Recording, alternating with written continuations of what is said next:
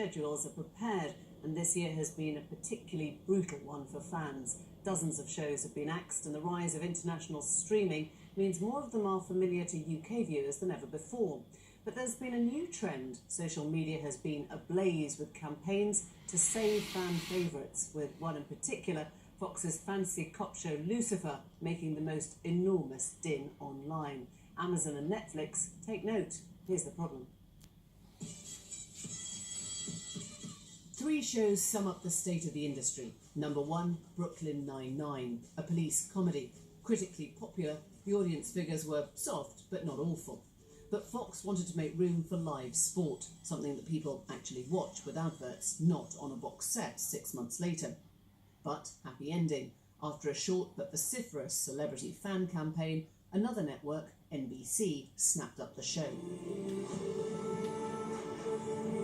Number 2, The Expanse. This science fiction space opera has an incredible 100% rating on Rotten Tomatoes, with both audiences and critics.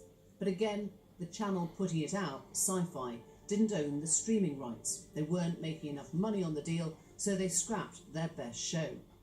Today, fans hired a plane with a banner to fly over Amazon HQ. Number 3, Lucifer. Neil Gaiman's comic book version of the biblical devil who retires from hell and moves to LA to fight crime. Again, the viewing figures were dropping, and the last series had been received poorly by some fans as too slow-paced, too formulaic. Damn, you know you're a monster. But the very last episode was thrilling and ended on a massive cliffhanger.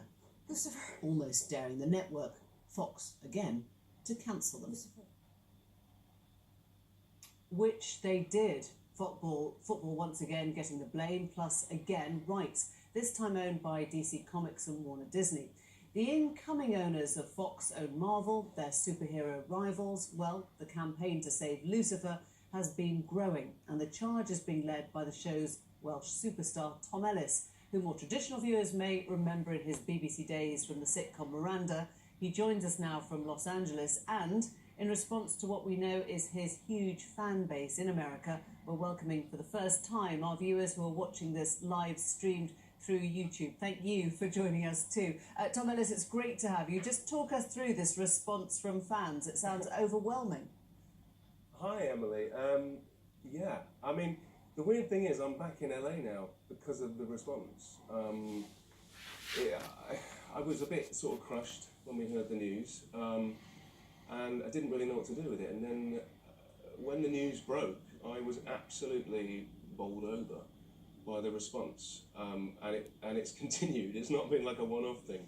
So it's kind of encouraged not only myself but the people who make the show, Warner Brothers and Brookhaven TV, to try and find a home for it, because it feels such a shame that so many people feel so upset that it's finished so abruptly.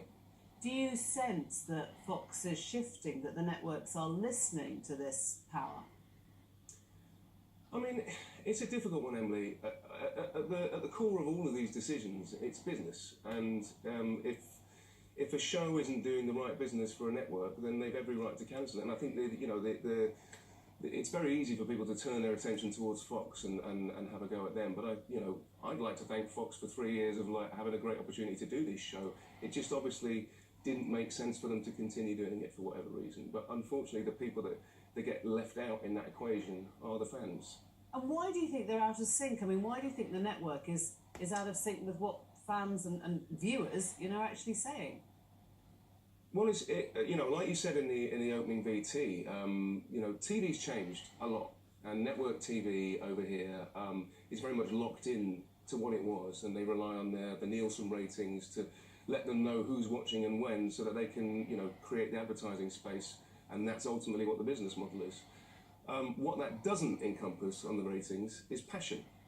And social media has now become this platform for fans because of streaming, because Lucifer lives way outside of the Fox domain now, and we sort of knew that all along, but this sort of response has just kind of absolutely solidified that feeling. So, Tom, as an actor, let me just ask you, would you, I mean, you thanked Fox for their sort of devotion so far, but do you feel that you would prefer to leave mainstream TV with all the complications about sports and ad rights and all the rest of it and just, you know, go straight on Netflix, go on Amazon, so you avoid that? Would you now talk to the streamers? I mean, listen, I'm not in a place to talk about conversations that are or are not happening. All I know is that a conversation has been sparked by this, and we are trying to find a place. I think the obvious place would be somewhere like that. The Brooklyn Nine-Nine situation is a bit different because the studio that made Brooklyn Nine-Nine is encompassed in the same network of NBC, which is where it's now gone to. So that's much more of a clear decision to make. This, because Warner Brothers are an independent studio, they don't have a network, it means that there are other places we can take it, and those are potentially exciting places. But who knows? Watch this space, is all I can say. And do you think, you know, in brutal terms, that there is a risk that social media amplifies, if you like, the sound of the fan base, when, as you say, it has to, at the end of the day, come back to the hard business facts of what makes them money? I think so, but I think it's also worth letting the fans know why these decisions are made, because they often feel cheated, and you know that is the case here because they don't, they only know the programme, they don't know everything else behind it. Tom, great to have you on Newsnight. Tom Ellis, thank you so much for joining us. Bye bye. Cheers. Let us, before we go, just take you through tomorrow's papers. They've all